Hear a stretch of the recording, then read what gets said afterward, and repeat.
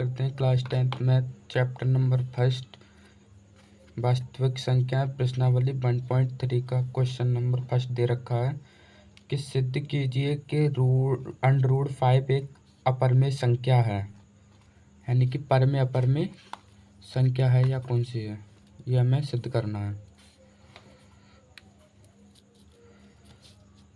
देखते हैं पहले अपरिमेय। परमेय संख्या हमारी परमेय संख्या होती है हमारी वो वे संख्याएं होती हैं जो अंश वट्टा हर, यानी कि पी वट्टा क्यू के रूप में लिखी जा सके। और इसमें दे रखा है हमें कि सिद्ध कीजिए रूट 5 एक अपरिमेय संख्या है। रूट 5 एक अपरिमेय संख्या में ये सिद्ध करना है। तो माना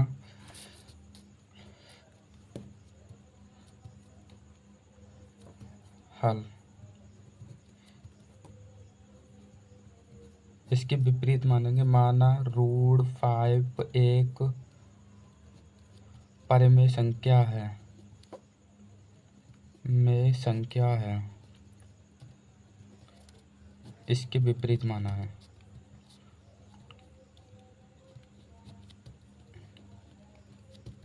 विपरीत माना है।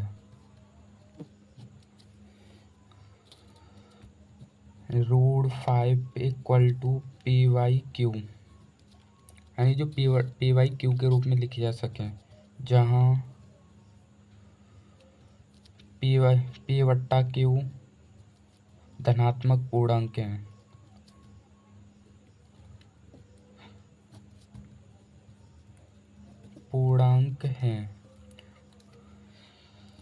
तो एक मान के क्रॉस मल्टीप्लाई करेंगे तो p बराबर रूट में 5 क्यू, दोनों पक्षों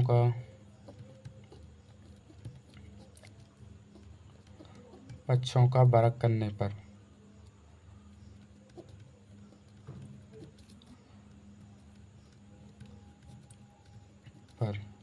तो p करेंगे तो p का स्क्वायर, रूट 5 का करेंगे तो 5,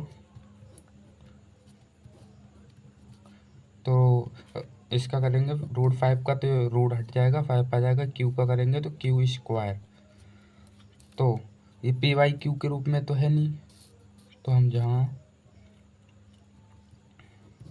रूट 5 एक अपरिमेय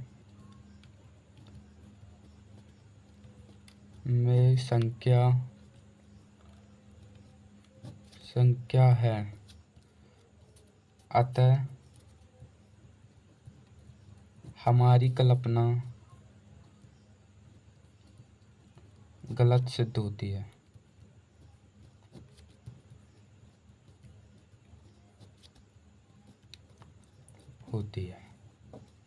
अब इसी तरह दूसरा क्वेश्चन होगा। दूसरे में क्या दे रखा है कि सिद्ध कीजिए कि 3 + √2 रूट 5 एक अपरिमेय संख्या है।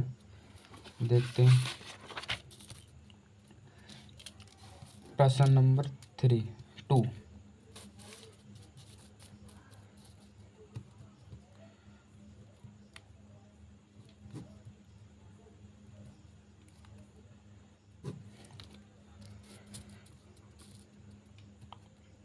प्रश्न 3 में 3 +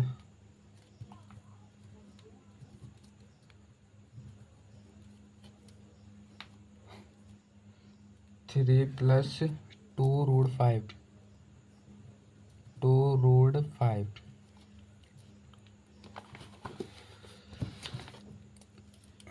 इसके विपरीत मानते हैं। माना 3 + 2 रूट 5 एक परमेय संख्या है।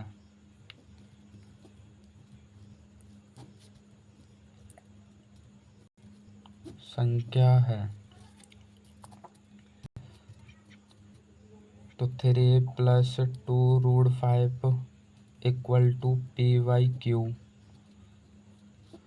जहाँ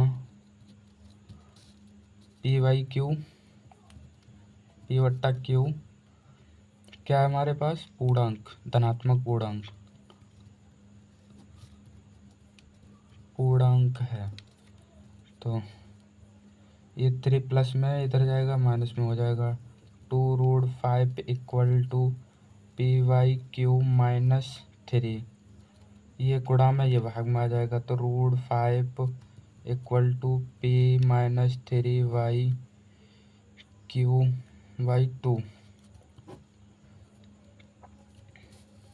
3/q/2।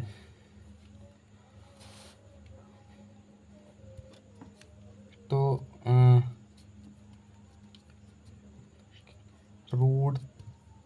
√5 एक अपर में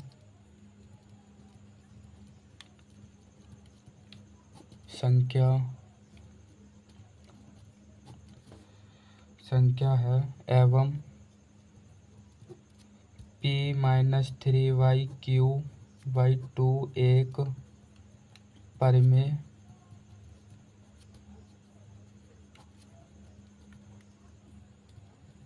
संख्या है। अतः हमारी कल्पना गलत सिद्ध होती है।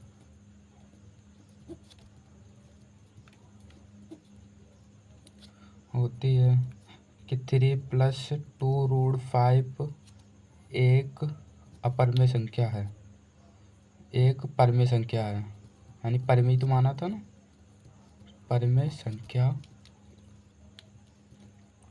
है। अब देखते हैं क्वेश्चन नंबर 3। क्वेश्चन नंबर 3 में क्या दे रखा है? इसमें 3 पार्ट दे रखे हैं कि सिद्ध कीजिए निम्नलिखित संख्याएं परिमेय संख्याएं हैं अपरिमेय। देखते हैं। तो पहला क्वेश्चन नंबर 3 का पहला पार्ट, पहला क्या दे रखा है हमें? 1/√2। तो इसके विपरीत मान लेते हैं। माना 1/√2 एक परिमेय संख्या है।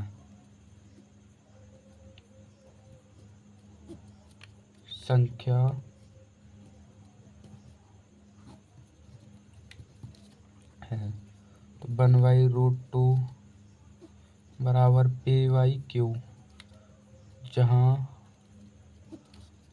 p/q धनात्मक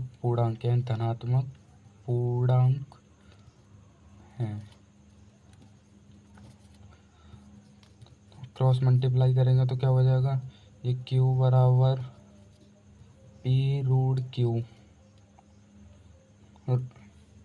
p√2। तो ये हमारा p/q के रूप में तो नहीं है।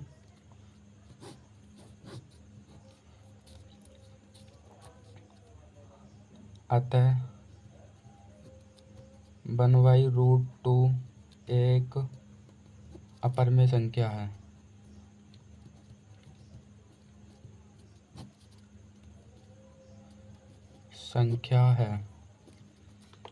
अब देखते हैं इसी का सेकंड पार्ट, थर्ड का सेकंड पार्ट में क्या दे रखा है हमें? यानी कि 7√5 है। 7√5। तो मान लेते हैं हल। इसके विपरीत मानते हैं। माना 7√5 एक परिमेय संख्या है।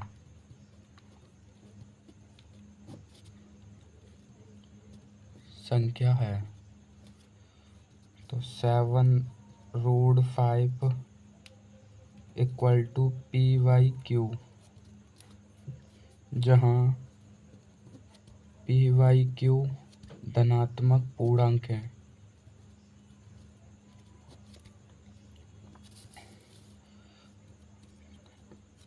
ये गुणा में भाग में आ जाएगा तो √5 py7q। अतः py/q के रूप में तो नहीं है, ये तो है। अतः 7√5 एक अपर में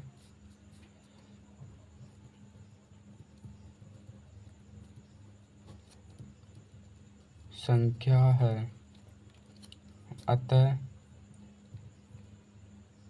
हमारी कल्पना गलत सिद्ध होती है।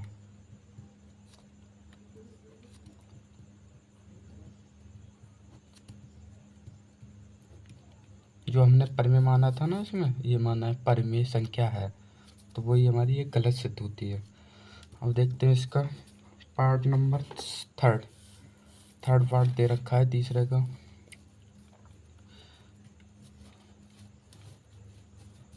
यानी कि तीसरे का थर्ड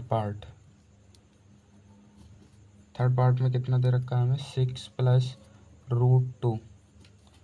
तो इसके विपरीत मान लेते हैं। हल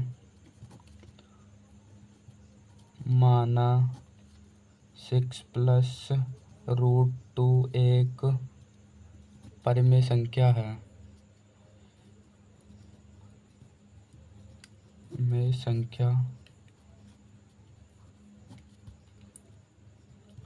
संख्या है तो 6 + √2 = py/q, जहाँ py/q क्या है हमारे पूर्णांक, धनात्मक पूर्णांक है।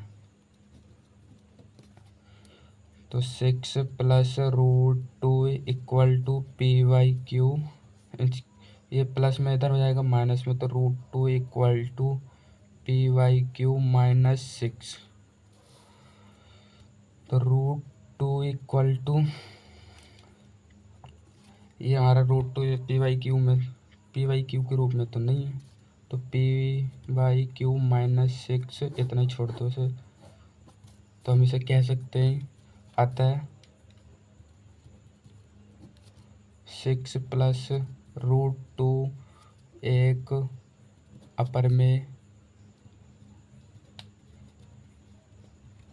अपर में संख्या है। अतः हमारी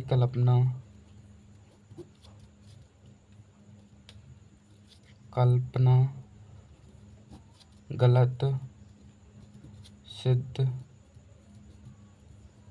होती है। जो हमने माना था इसमें परिमेय है, यानी 6 + √2 एक परिमेय संख्या है, वो हम माना ही तो था, हमने कल्पना ही तो की थी, तो वो यहाँ पर गलत सिद्ध होती है। That's all.